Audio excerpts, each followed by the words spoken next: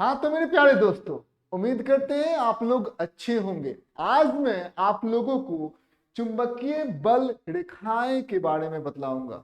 तो सबसे पहले आप यहाँ पर देख सकते हैं, सबसे पहले इसका हम लोग परिभाषा लिखेंगे। यहाँ पर आप देख सकते हैं कि हमारे पास एक उत्तरी ध्रुव है। अब ये हमारा हो गया उत्तरी ध्रुव, ठीक है, समझ में आ गया। ये हो गया हमारा उत्तरी ध्रुव, ठीक है। हम लोग एक्चुअल में कर क्या रहे हैं, इस उत्तरी ध्रुव को हम लोग कह रहे हैं कि स्वतंत्रता पूर्वक इसे छोड़ दे रहे हैं। तो स्वतंत्रता पूर्वक हम लोग इसे जब छोड़ रहे हैं तो ये क्या कर रहा है, चुंबकीय बल के कारण यह एक पथ का, यह एक बंद पथ का अनुसरण कर रहा है। जैसे मान लेते हैं चुंबकीय बल के कारण, क्योंकि ये उत्तरी ध्रुव है, ठीक है, समझ में आ गया। और यदि हम लोग इसे चुंबकीय क्षेत्र के अंदर रखेंगे तो इस पर चुंबकीय बल लगेगा और उस चुंबकीय बल के कारण जो हमारा ये उत्तरी ध्रुव है वो विचरण करेगा, स्वतंत्रता पूर्वक जो है वो घूमेगा, विचरण करेगा। तो यदि ये स्वतंत्रता पूर्वक विचरण करेगा तो एक पथ का ये अनुसरण करेगा और वही पथ का अनुसरण, जिस पथ का ये अनुसरण कर देगा वही क्या हो जाएगा। जैसे मान लेते इस पथ का इसने अनुसरण कर दिया तो ये जो पथ है इस पथ को हम लोग कहेंगे चुंबकीय बल रेखाएं, क्योंकि इस पथ से हमें एक रेखा प्राप्त होगी और उसको हम लोग क्या बोलेंगे, चुंबकीय बल रेखाएं। ध्यान दीजिएगा, चुंबकीय बल रेखाएं जो है ये इस दिशा में जा रहा है तो दिशा, रेखा की दिशा कुछ इस प्रकार से होनी चाहिए, समझ में। ये ऐसे बढ़ रहा है, इस दिशा में जा रहा है, ठीक है। तो ये हमारा चुंबकीय बल रेखाएं हो गई, ठीक है। उसमें दिशा भी इंपॉर्टेंट होता है। तो चलिए आइए अब हम लोग इसको परिभाषा लिख देते हैं। वह पथ जिसमें, वह पथ, वह पथ जिस पे, जिस पर, जिस पर एकांक, एकांक उत्तरी ध्रुव, उत्तरी ध्रुव, ध्रुव, एकांक उत्तरी ध्रुव स्वतंत्रता, स्वतंत्रता, स्वतंत्रता से विचरण करता है, विचरण करता है, समझ में आ गया।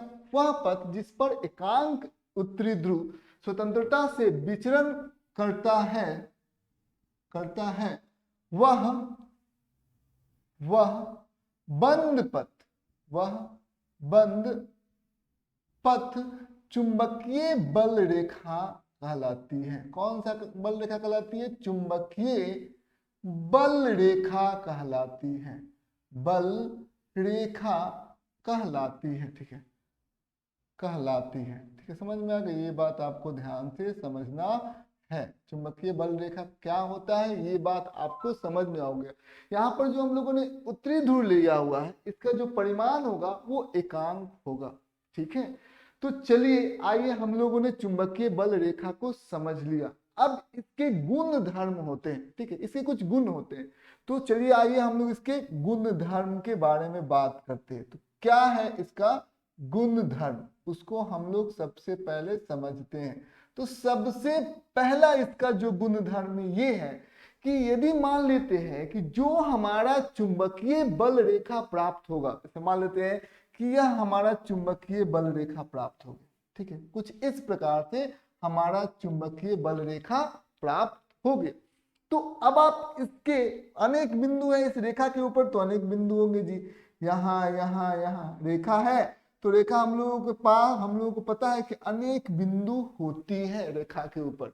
तो यदि हम लोग क्या करना चाहते हैं, मान लेते हैं हमारा मन किया कि साहब हम लोग ए बिंदु पर हम लोग निकालना चाहते हैं कि आखिर चुंबकीय रेखा, दोनों में अंतर है, चुंबकीय रेखा का दिशा किधर होगा, ठीक है।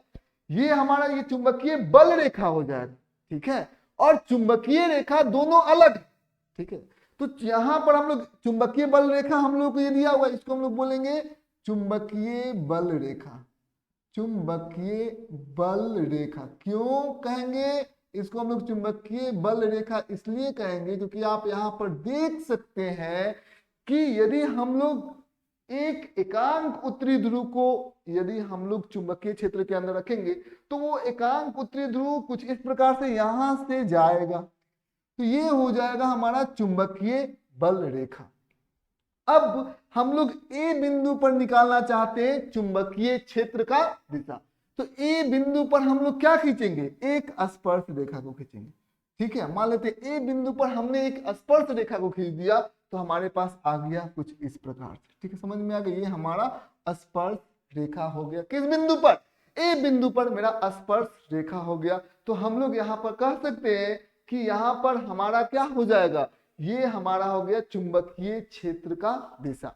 तो हम लोग यहाँ पर लिख देंगे चुंबकीय क्षेत्र का दिशा हम लोग कुछ इस प्रकार से होगा, चुंबकीय क्षेत्र का दिशा, क्षेत्र का दिशा, दोनों अंतर है। चुंबकीय बल रेखा और चुंबकीय क्षेत्र जो है वो बिल्कुल भी दोनों अलग अलग चीजें होती हैं।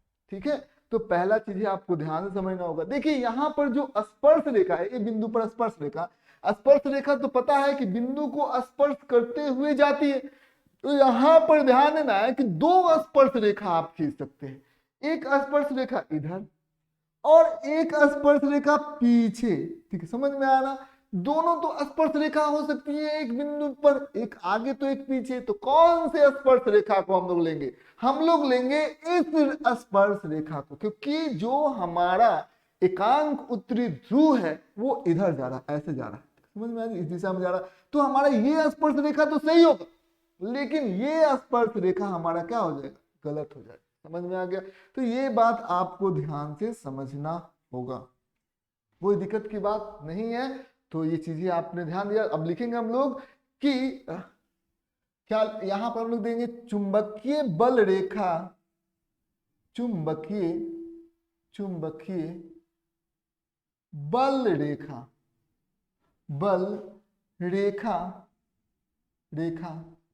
कि किसी बिंदु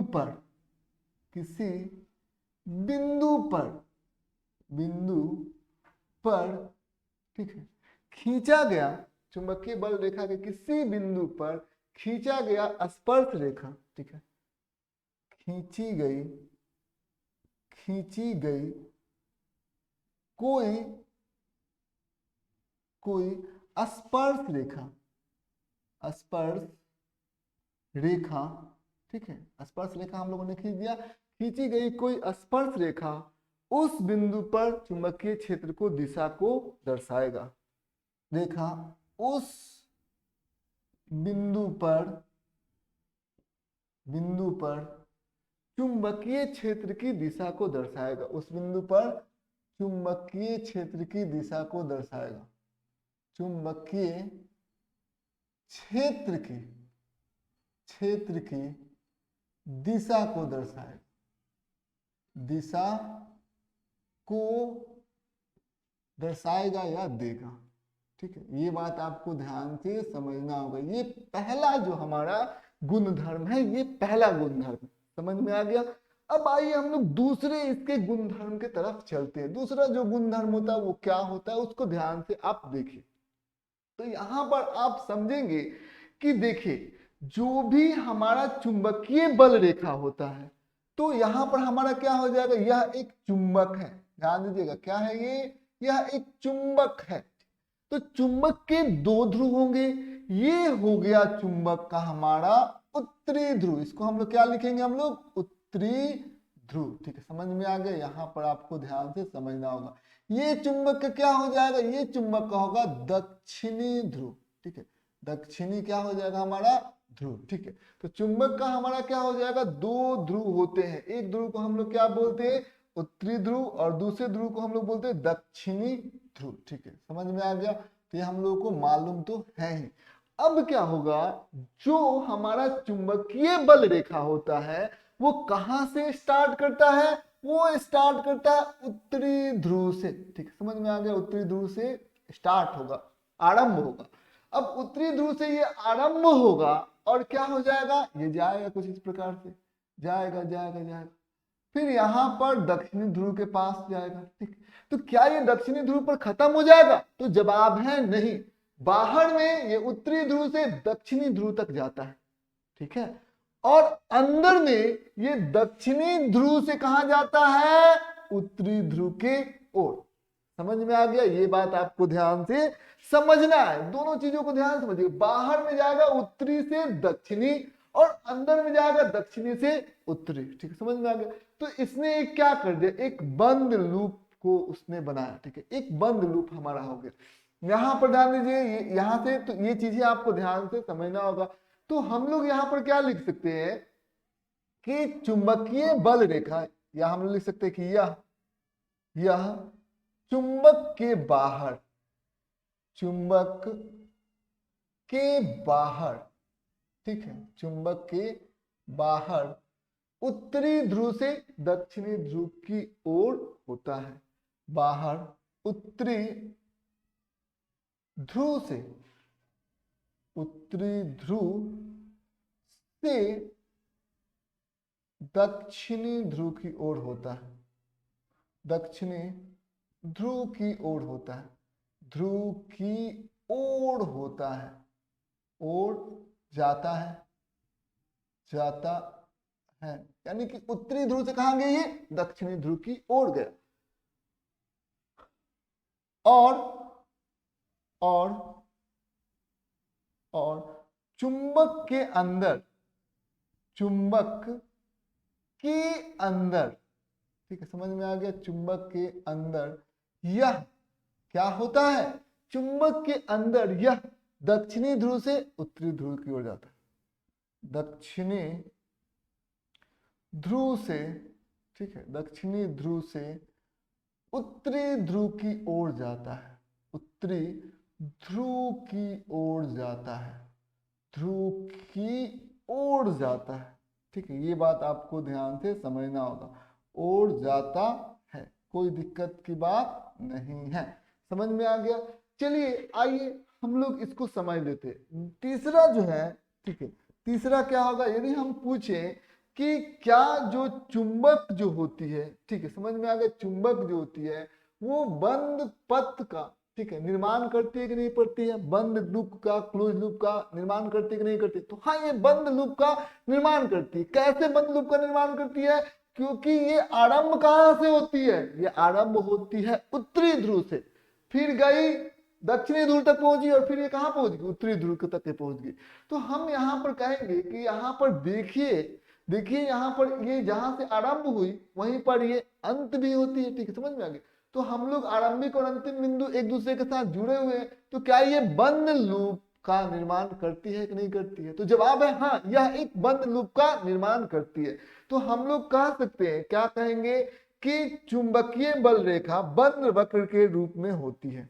तो हम लोग यहाँ पर लिख सकते हैं चुंबकीय बल रेखा, बल रेखा, रेखा बंद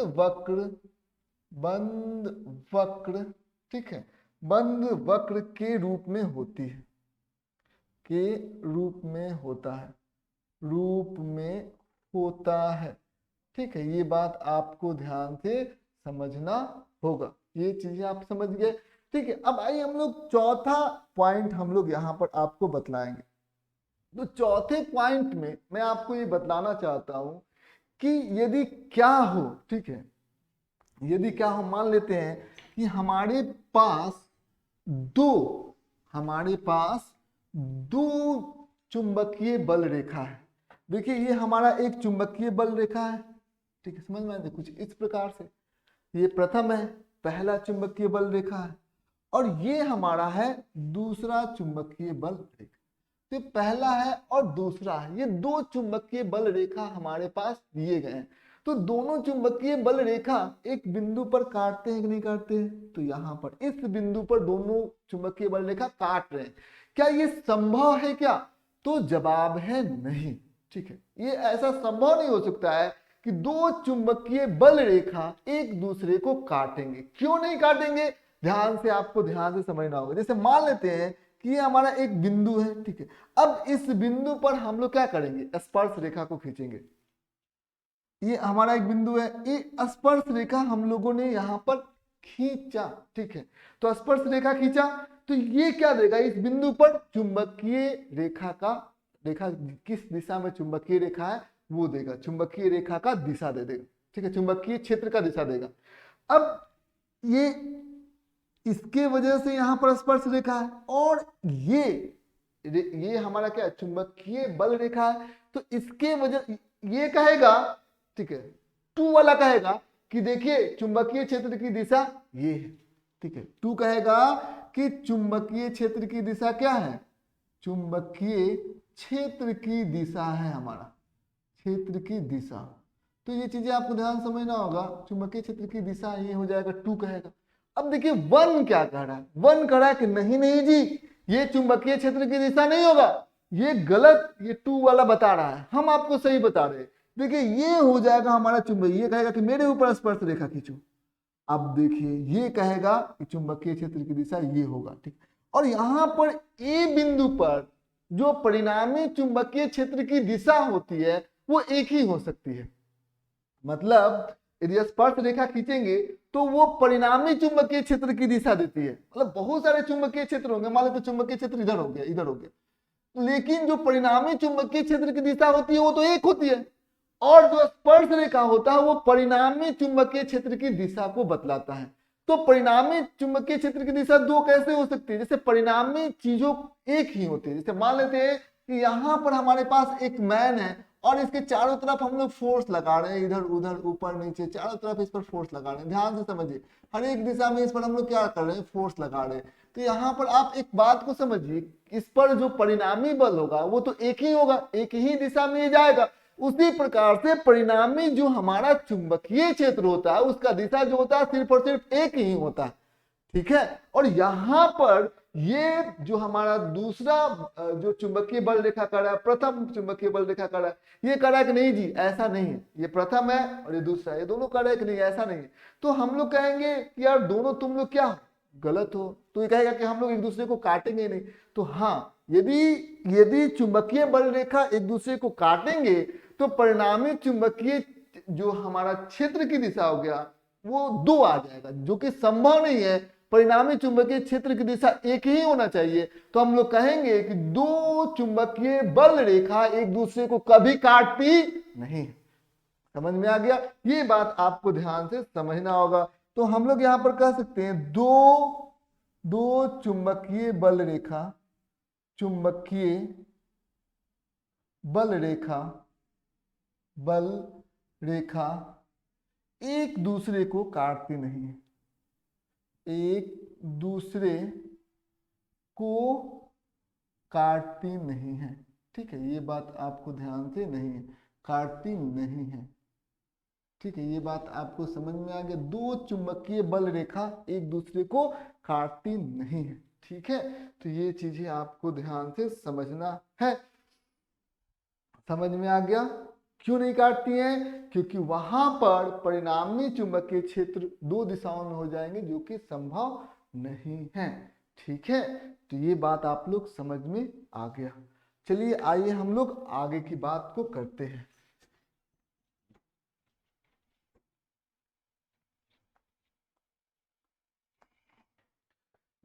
आगे की बात हम आपको बताने जा रहे हैं वो ये है, यहाँ पर एक बात आपको ध्यान से समझना होगा, वो ये है कि यदि मान लेते हैं यहाँ पर हमारे पास देखिए चुंबकीय बल रेखा है, ये हो गया,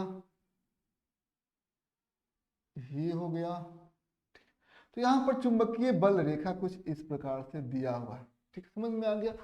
तो यहाँ पर हमारे पास ये बिंदु है ए, ये बिंदु है बी, ठीक, समझ में आ गया, और ये बिंदु है हमारा सी। यदि हम आपसे पूछें कि जो चुंबकीय बल रेखा है वह कहाँ सबसे नजदीक है, तो चुंबकीय बल रेखा को आप देखिएगा तो ए बिंदु पर वो क्या है, सबसे नजदीक है। उसके बाद सी बिंदु पर ये चुंबकीय बल रेखा एक दूसरे के नजदीक है, ठीक। लेकिन बी बिंदु पर जो चुंबकीय बल रेखा है दोनों एक दूसरे के बिल्कुल दूर दूर पर, ठीक है, समझ में आ गया। यहाँ पर सबसे दोनों चुंबकीय बल रेखा सबसे नजदीक है, यहाँ पर थोड़ा और दूर है, और यहाँ पर सबसे ज्यादा दूर है। तो यहाँ पर एक बात को आपको समझना होगा, वो ये है कि यदि चुंबकीय बल रेखा आप बिल्कुल भी पास पास होंगे तो वहां पर चुंबकीय क्षेत्र ज्यादा होगा। ठीक, समझ में आ गया। और चुंबकीय बल रेखा जहां दूर दूर होंगे जैसे बी बिंदु पर, तो वहां पर चुंबकीय क्षेत्र जो होगा का परिमाण जो होगा वो कम होगा। तो सबसे नजदीक कहां, ए बिंदु पर, ए बिंदु पर चुंबकीय क्षेत्र सबसे ज्यादा होगा।